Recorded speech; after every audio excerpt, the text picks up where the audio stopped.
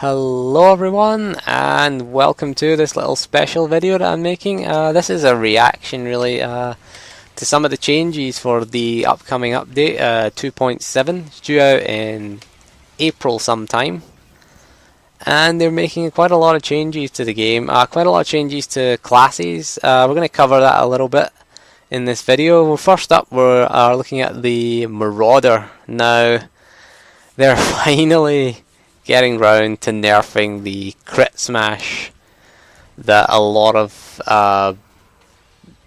people use in PvP.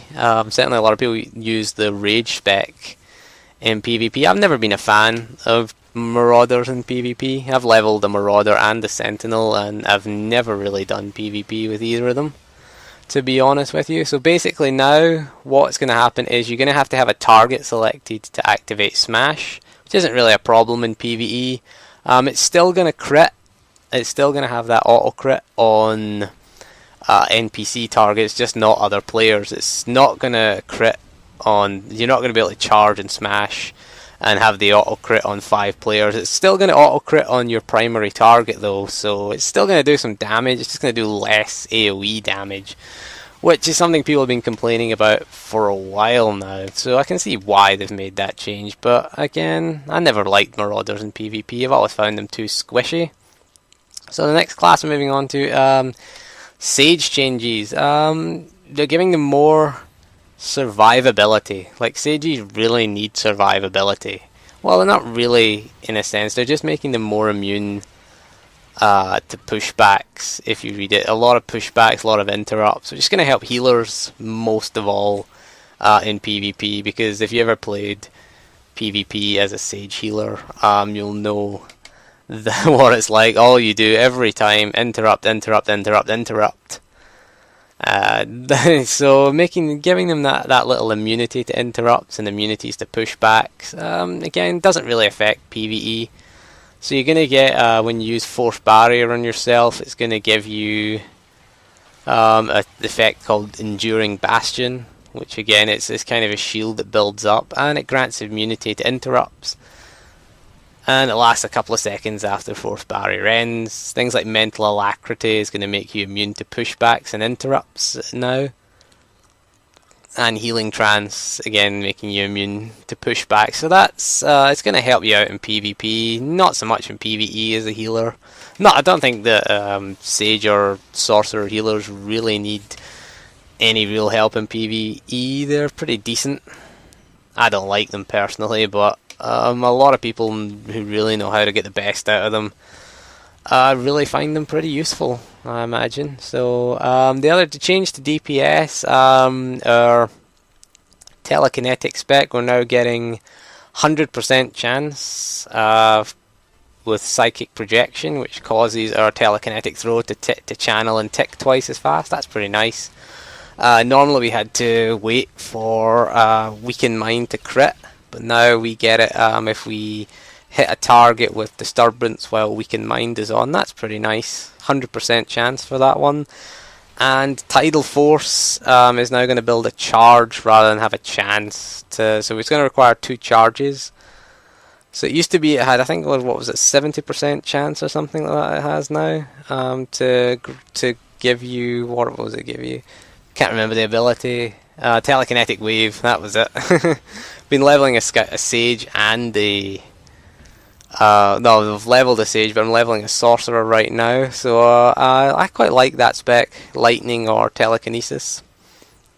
Pretty nice little spec. It makes our rotation pretty easy now, so we use Disturbance, Turbulence, Force Quake are going to generate a charge. At 2 charges, we're going to get to use Telekinetic Wave instantly, because it's a 3-second cast timer, and you never want to cast that. Just takes too long. So it's nice that we're getting the 100% chance now after 2 charges to use that. So it makes our rotation that little bit easier, I guess. So I think it's gonna be interesting. I'll do a video to try that out and see what we can do with that ability. But I think that overall they're just making them they're giving them that bit of immunity to interrupt interrupts, which is doesn't really affect them in PvE. You shouldn't be getting interrupted or pushbacks in PvE if you have a good tank. Maybe if you're soloing without a tank companion. Right, so we're moving on to Scoundrels. And Scoundrels, what are we getting for Scoundrels? The defense screen is being changed, its cooldown is being reduced, its duration is being reduced, but it's going to absorb more damage, which is again pretty nice. We tend to use that when we know we're going to take damage, a lot of damage, like on Titan 6, when he fires his missiles at us and we have to get away from everybody else. We tend to use that ability because again it absorbs a little bit of damage and helps us out. And Scamper's being redesigned. Oh, finally they're redesigning that. We get to use it twice. It's not going to cost any energy, but then it's going to go on a 10-second cooldown, which doesn't really affect PvE. There's no situation where you should really have to use Scamper more than twice. I mean, Corruptor 0 in hard mode, that's where you really benefit from Scamper. And with I think Tyrants as well, if you want to place the simplification anywhere else, well, you want to place the simplification away from the group, you can use Scamper to get there. And KO now grants us a buff that makes backblast or backstab not require us to be behind the target. I guess they're finally fixing this bug that I've found where you're behind the target and it tells you backblast, you must be behind the target. I guess they're just fixing that now. Rather than fixing it, just finding a way around it at least. So I mean, that's not too bad, really. Again, if you can't go behind someone, I don't really see the point in that, to be honest with you. But the biggest change and my concern with this is the change to the healer spec. Emergent emergencies can now only grant upper hand every 6 seconds. If you don't know what emergent emergencies was, basically if you were healing a target that was below 30% health with emergency med pack, it re-granted upper hand immediately, so you could just spam heal that target until they got above 30% health. It was very, very useful in PvE.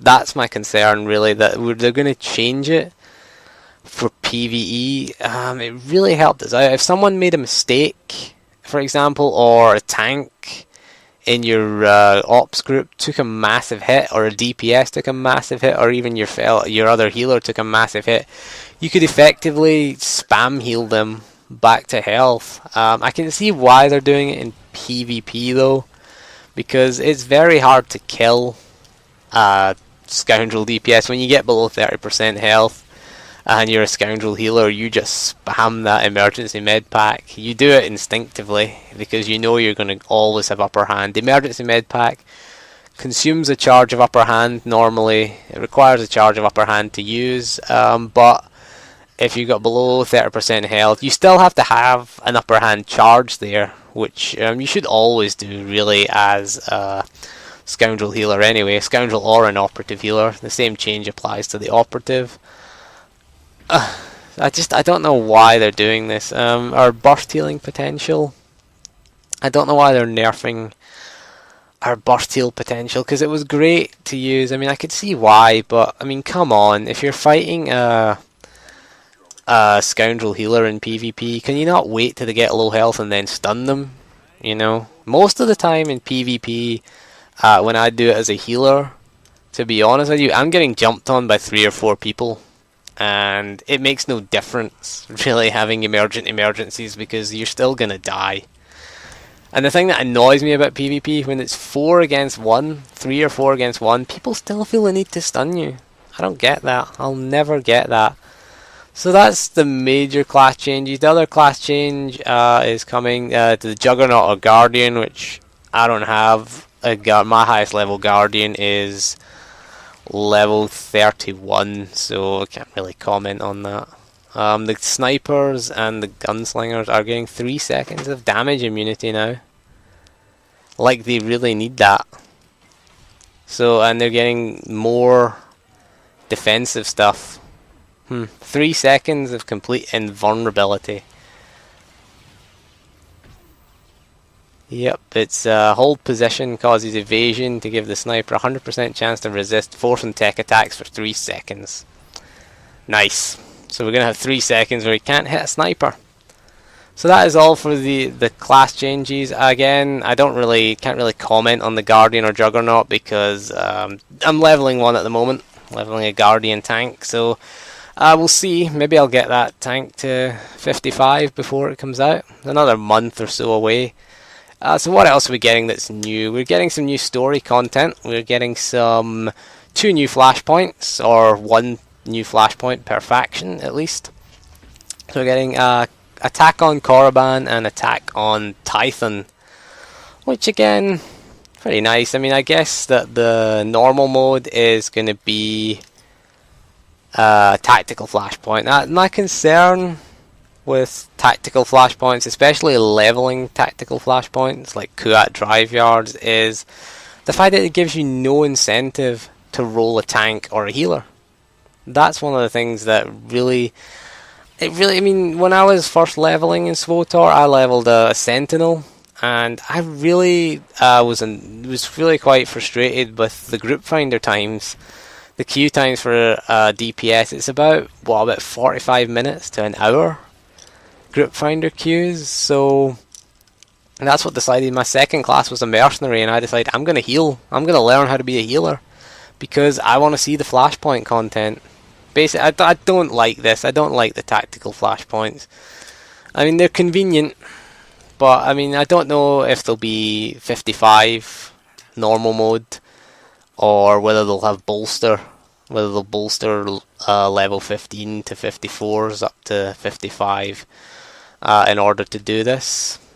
So I don't know. I mean, there'll probably be a hard mode. The hard mode will require your tank, healer, DPS, Trinity. But yeah, again, I'm not a fan of this because what's the incentive for someone to roll a healer or a tank? I mean, one of the reasons you would roll a healer or a tank and learn to be a tank or healer is that, you know, you got to see the flashpoint content quicker. That was one of the biggest incentives. Now there's just no incentive. So we might be left with a situation where we have no healers and tanks for endgame. And for endgame content, you need healers and tanks, okay? You can't do an operation with all DPS, or you can't yet anyway. I'm waiting for tactical ops to come in. I think that'll be the next one that gets announced. I'm quite concerned by that, but that was the thing. I mean, the example I give is I'm leveling a sorcerer and a guardian at the moment. I level, when I do the story content as my sorcerer, I do as DPS, I do it as lightning spec. Couldn't think what the spec was called, nearly said telekinetics there. But yeah, and when I want to do a flashpoint, I respec the healer, just so I can get a quicker queue time, basically. And what's the point if you can just do Kuat drive yards? I mean, I do it to get gear now, but if they're going to start giving you gear, at least in these flashpoints, I don't really know why. What's your incentive to roll a tank or healer? I mean, that was the big thing about tanking and healing, was you wanted that incentive. It gave you that incentive to roll it. So what else are we getting? We're getting another gear tier. Oh dear. Another one. I'm guessing it will be 81 because they mostly go in 3s. So we've got Dread Touched and Dread Master. Dread Touch sounds kind of off, doesn't it? Where did the Dread Master touch you? Oh, I don't want to know. But yeah, so yeah, the other new thing is, of course, the new gear brings with it Dread Fortress Nightmare. Dread Palace Nightmare is coming in 2.8. Excellent, my favourite op, yay! I hate Dread Fortress and Dread Palace.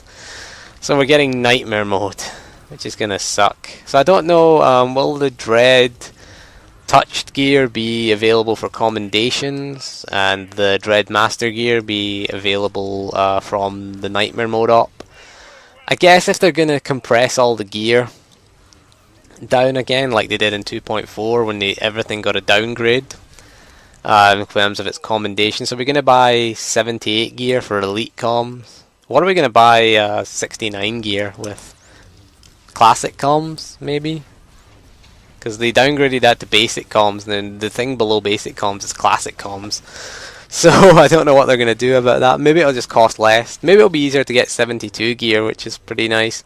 But again, the problem with that is you're just making the hard mode Flashpoint content too easy, and you're giving people no reason really to do Scum and Villainy and Terror from Beyond. You're just going to make them trivial, which is going to trim the amount of content that's available to us, which I don't like. I mean, I like Scum and Villainy was pretty good back when it was current content, and it wasn't too challenging, but it had just the right level of challenge for me. But again, I'm not a fan of this. I think there's too many tiers at 55 at the moment, and there's way too many stats, especially in 78 gear. You know, won't be long before we're soloing operations like Eternity Vault in story mode, I guess, and we can't enter them unless we're in an ops group. But I guess level 60, or whenever the new expansion comes, if it's 60 or 65, we'll be soloing some of the 50 ops, which I don't like, to be honest with you. Or we'll be able to solo. We can already solo a lot of the hard mode Flashpoints in 78 gear.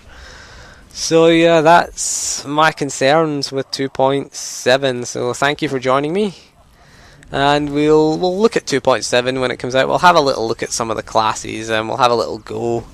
Maybe I'll try Sage healing in PvP or Sorcerer healing, depending on which one I'm feeling brave with. And we'll definitely try out the Scoundrel healer in PvE. Don't really play it in PvP, but we'll look at the Sage. DPS should be quite an easy rotation, I would imagine. But yeah, thank you for joining me, and I'll see you soon, and goodbye.